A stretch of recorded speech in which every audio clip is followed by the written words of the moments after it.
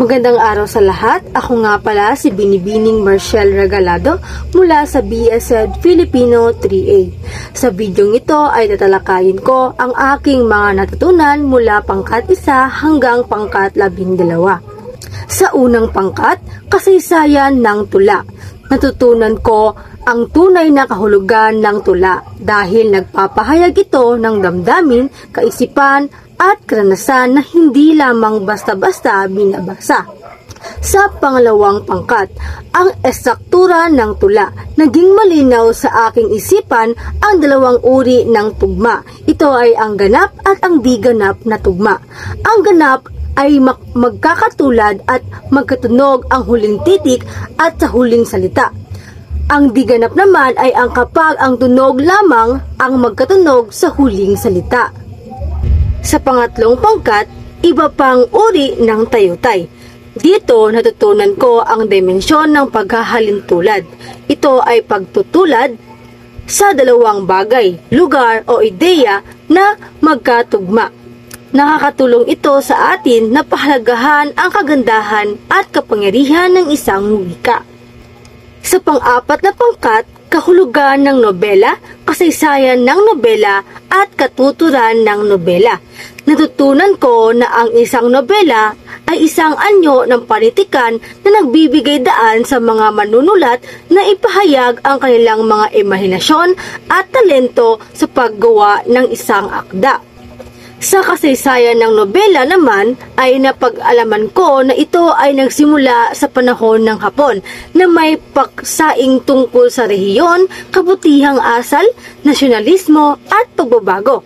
Sa katuturan ng isang nobela naman ay nalaman ko na ito ay bungang isip at ang haba ng banghay at pang-aklat. Sa pangkat 5 naman ay mga elemento ng nobela.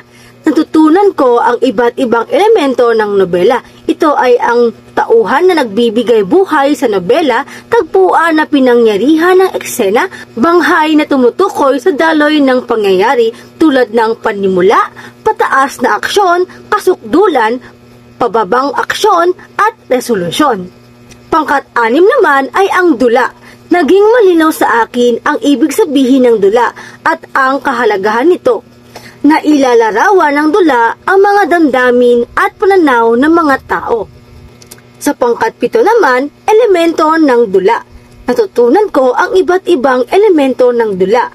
Ang script, gumaganap o aktor ng dula, dialogo, tanghalan, taga-direhe o direktor, manonood at tema. Sa pangkat 8 naman ay ang spoken poetry. Aking natutunan ang kahalagahan ng spoken poetry at kung paano makakabuo ng isang maayos at magandang spoken poetry gamit ang aking mga emosyon, kilos, tunog at pakiramdam. Sa pang-9 naman ay ang pagsulat ng comics. Natutunan ko ang iba't ibang pangunahing bahagi ng comics na mahalaga sa pagbuo ng isang maayos na comics. Ito ay ang panel, speech balloon, caption, thought balloons, at sound effects. Pangkat 10, pagsulat ng story concept at sequence ng isang dula. Aking natutunan ang mga konsepto ng story concept. Ito ay ang paksa, tunggalian, tema, tauhan, tagpuan, at buod. Pangkat 11 at ika-12 pangkat, poetika at konteksto nito. Naintindihan ko ang kahulugan ng poetika kung saan ito ay ang sariling dimensyon ng manunulat sa panitikan at ang ideya ng poetika ay nagsimula kay Aristotle. At nalaman ko rin ang pinagkaiba ng trahedya at komedya. Ang trahedya ay pumupukaw sa damdamin ng tao, gaya ng awa at takot ng manonood. Habang ang komedya ay nagbibigay diin sa katuwaan at kasiyahan. At yun lamang po at maraming salamat.